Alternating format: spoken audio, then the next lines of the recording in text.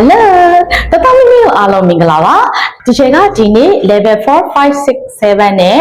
သက်ဆိုင်တဲ့ oral operation ဆိုတဲ့သင်ခန်းစာလေးကို sharing လုပ်ပေးသွားမှာပဲဖြစ်ပါတယ်အရင်ဆုံးဒီချိန်နဲ့အတူဘယ်ဟာတွေကိုသိထားဖို့လို့လဲလိုက်ကြည့်ကြမယ် Okay ဒီချိန်ကဒီမှာ Okay bracket so bracket ဆိုတာကဒီချိန်တို့ကB လို့သူ့ကိုမှတ်မယ်တသားတို့ပြီးတော့ဒါဆိုရင် B လို့မှတ်ပြီးရင်ဒီချက်တို့ကသူ့ကို bracket ဆိုတာဒီချက်တို့ကလက်သေးခွေကိုပြောတာပါအဲ့တော့ equation တစ်ခုကိုတသားတို့ပြီးတော့ဖြည့်စင်းတဲ့အခါမှာအရင်ဆုံး bracket B ခွင်းပါလားအရင်ကြည့်ရမယ်နော် Okay နောက်တစ်ခုဘာကိုကြည့်ရမလဲကြည့်ရအောင်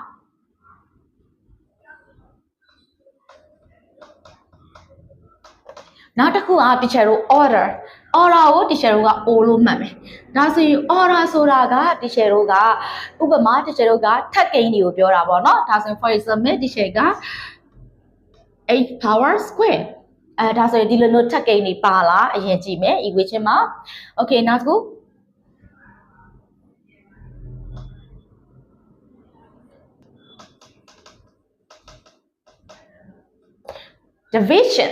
division ကိုဒီချက်တို့ကဒီလိုမှတ်ပါမယ်ဒီဆိုတာကဒီချက်တို့ division လို့မှတ်ထားမယ်အဲ့တော့ division လေးကဒီချက်တို့အစားတင်ကြတာလေးအဲ့တော့ဒီချက်တို့ equation မှာအရင်ဆုံးအစားပါလားကြည့်မယ်နော် bracket ပါလားမပါရင် exponent တော့မဟုတ်ဒီချက်တို့ order ပါလား division sign ပါလားအရင်ကြည့်မယ်နော် okay နောက်တစ်ခု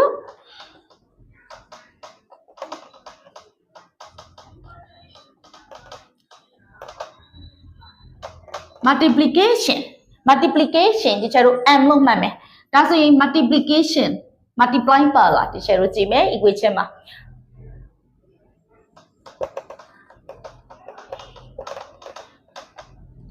နောက်တစ်ခုဒီချက်တို့ addition a လို့မှတ်မယ်ဒါဆိုရင်ဒီချက်တို့က addition ဆိုတာဒီပေါင်းခြင်းကိုပြောတာပါဒါဆိုဒီချက်တို့ကပေးထားတဲ့ equation မှာပေါင်းခြင်းပါလားကိုစဉ်းစားမယ် okay နောက်တစ်ခုကြည့်အောင်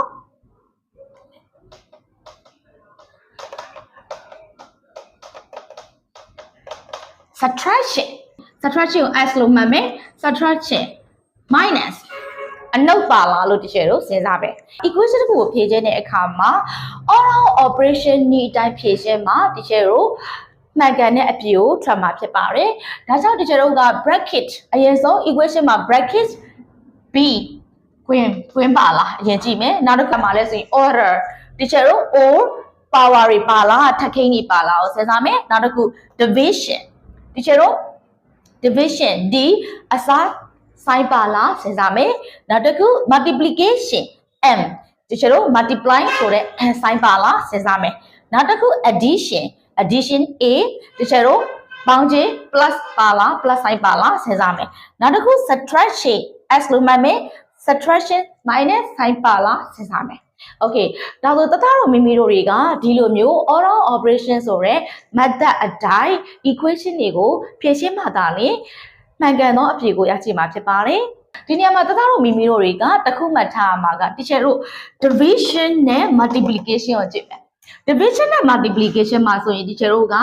ဒီ sign တစ်ခုမှာဆိုရင်တွေ့တာကိုအရင်ရှင်းလို့မှတ်ပါမယ် division sign နဲ့ multiplication မှာတွေ့တဲ့ sign ကိုအရင်ရှင်းမယ်နော် division ကိုအရင်တွေ့ရဆို division ကိုရှင်းမယ် multiplication ကိုတွေ့ရဆို multiplication ကိုအရင်ရှင်းမယ်တွေ့တဲ့ဆိုင်ကိုအရင်ရှင်းမယ်လို့မှတ်မယ်နော် okay နောက်တစ်ခုဒီမှာ addition and subtraction ဒီချက်တို့ဒီမှာလဲတွေ့တဲ့ဆိုင်ကိုအရင်ရှင်းမယ်လို့မှတ်မယ်နော်ဒါဆိုရင်တသားတို့မိမိတို့တွေကအခုလိုနားလည်ထားတယ်ဆိုလို့ရှိရင် equation တွေကိုလွယ်ကူစွာ solve လုပ်နိုင်မှာဖြစ်ပါတယ် okay ဒါဆိုဒီချက်နဲ့အတူ example လေးတွေချက်ကြည့်ကြမယ် okay အခုဒီချက်ကတသားတို့မိမိတို့ကို notice လေးလုပ်ပြထားပါတယ် okay B O D M A S okay bracket ခွင်းပါလာကြည့်မယ် order power ပါလာကြည့်မယ် division အစားဆိုင်ပါလာကြည့်မယ် multiplication အများဆိုင်ပါလာကြည့်မယ် addition plus ဆိုင်ပါလာကြည့်မယ် subtraction minus ဆိုင်ပါလာကြည့်မယ် okay ဒါဆိုတသားတော့မိမိတို့တွေက division နဲ့ multiplication မှာဆိုရင်တွေ့ရဆိုင်ကိုအရင်ရှင်းမယ်addition နဲ့ subtraction မှာဆိုရင်တွေ့တဲ့ဆိုင်ကိုအရင်ရှင်းမယ်ဒီလိုမှတ်ထားမယ်နော် okay ဒါဆိုအခုဒီမဲ့ teacher က equation လေးတစ်ခုဒီမှာရေးပြထားပါတယ်အခု teacher နဲ့အတူ equation လေးကိုလိုက်ကြည့်ကြရအောင်နော် Okay ဒါဆိုပေးထားတဲ့ equation လေးမှာ teacher တို့က BODMAS နည်းတိုင်း teacher တို့ rule တိုင်းချက်သွားမှာဖြစ်ပါတယ်ဒါဆို teacher တို့အရင်ဆုံးကြည့်ရမှာဒီ bracket အရင်ဆုံး teacher တို့ကိန်းချမ်းမှာ bracket ပါလာကြည့်လိုက်မယ် bracket ပါလာကြည့်တဲ့အခါမှာ teacher တို့ဒီ bracket ကိုအရင်ဆုံးတွားတွေ့ပါပြီကဲဒါဆိုတသားတို့မိမိတို့က bracket ကိုအရင်ရှင်းရပါမယ်ကဲဒါဆိုရင် bracket ကိုရှင်းဖို့အတွက် teacher ကရှေ့မှာရှိနေတဲ့ term လေးကိုဒီတိုင်း copy ပြန်ရေးလိုက်ပါမယ်ကဲဒါဆို teacher က division sign လေးကိုပြန်ရေးမယ် bracket လေးကို teacher တို့ရှင်းရမှာဖြစ်တဲ့အတွက်ကြောင့်မို့လို့3 plus 2 so we'll be 5 okay so teacher ကဒီမှာ5လို့ရေးလိုက်ပါပြီဒါဆိုရင်နောက်တစ်ခု teacher တို့က multiplication sign လေးကိုပြန်ကူပါမယ် plus 5 square plus 6 minus 9 equation ကိုဒီတိုင်းပြန်ကူလိုက်တယ် okay ဒါဆို teacher တို့နောက်တစ်ဆင့်ကြည့်ရမှာဖာကြည့်ရမှာလဲ order အစင်တိုင်း teacher တို့ power ထပ်ကိန်းလေးတွေပါလာစဉ်းစားမယ်ဒါဆိုရင်အခုဒီမှာ teacher တို့ကတွေ့တဲ့အခါမှာထပ်ကိန်းလေးဒီ5 power square ဆိုပြီးတွေ့ပါတယ်ဒါဆိုရင်5 square ဆိုပြီးတော့တွေ့ပါတယ်ကဲဒါဆိုရင် teacher တို့က5 square လေးကိုရှင်းပါမယ်ဒါဆို teacher ကအခု10လေးကို copy ကူမယ်10 divide by 5 multiply by 4 plus 5 နှစ်ထက်5နှစ်ထက်ဆိုတာဒီ teacher တို့က5 25 5နှစ်ကြိမ်မြောက်တာဖြစ်တဲ့အတွက်ကြောင့်မလို့ teacher က25လို့ရေးလိုက်ပါမယ်ဒါဆိုရင် plus 6 minus 9 okay ဒါဆို teacher တို့က bracket ကိုရှင်းပြီးသွားပြီ order ကိုရှင်းပြီးသွားပါပြီကဲဒါဆိုနောက်တစ်ခု teacher တို့ကြည့်ရမှာက division multiplication division နဲ့ multiplication မှာ teacher ကအရင်တွေ့တဲ့ sign ကိုအရင်ရှင်းလို့ပြောထားတဲ့အတွက်ကြောင့်မလို့အရင်ဆုံး division ကိုတွေ့မလား multiplication ကိုတွေ့မလား teacher တို့ကြည့်မယ် okay ဒါဆို division sign လေးကိုအရင်တွေ့ပါပြီเนาะဒါဆို division sign လေးကိုရှင်းလိုက်ပါမယ်ကဲဒါဆိုရင်5 to 10ဒါဆို teacher တို့ answer လေးကထူရပါတယ်ဒါဆို multiplication 4 plus 25 plus 6 minus 9ဒီလိုလေးပြန်ကူမယ် okay ဒါဆို teacher တို့နောက်တစ်ဆင့်ကြည့်ရမှာဒီ division sign နဲ့